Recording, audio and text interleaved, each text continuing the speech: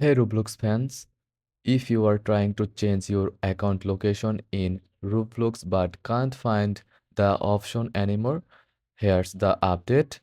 Roblox recently updated their system and it's no longer possible to directly change your location from the settings. But don't worry, there's still a way to request the change through Roblox support. Let me show you how.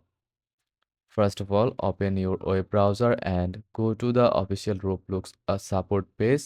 The link is in the description. Once you are on the support page, scroll down to the contact form. Fill in the required details like your username, the email address associated with your Roblox account, the device you are using like PC, mobile, etc. Under help category, select Data Privacy Requests. Then select Other Privacy Request.